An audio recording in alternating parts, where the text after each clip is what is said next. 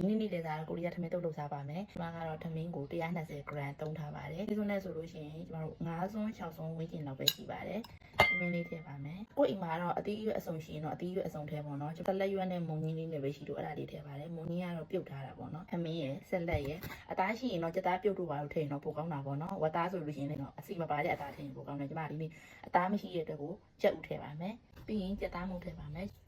ဒီကထမင်းတုပ်တဲ့အနှစ်ကိုချူချမ်းကဈေးလေးရမ်းကြီးတယ်ပြီးတော့ဝယ်ရတာပေါ့နော်ခက်ခဲလာတဲ့အတွက်ကိုကျမကိုယ်တိုင် homemade ကိုယ်တိုင်လုပ်ထားတဲ့ချူချမ်းအနှစ်ကလေးပါဒါကျမ live ပေါ်ကနေပြီးတော့ TikTok ကနေကြည့်ပြီးတော့လုပ်ထားတာပေါ့နော်အရန်လွယ်တယ်ဒီအနှစ်ကို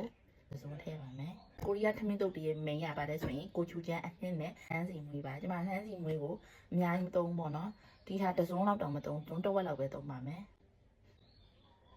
ညပြာကြီးအကြည်လေးနည်းနည်းထည့်ပါတယ်ဒါထည့်လိုက်ရတယ်မထည့်လိုက်ရရင်နော်ကိုရီးယားထမင်းတုပ်ကလေးရပါပြီနေပါမယ်ရှာနေလို့ပစားဘိုက်မဝမှာမစိုးရင်မှာနဲ့ဒီလိုမျိုးတွေဆိုင်ဘိုက်ဝပါတယ်ဘယ်လို Thanks for watching.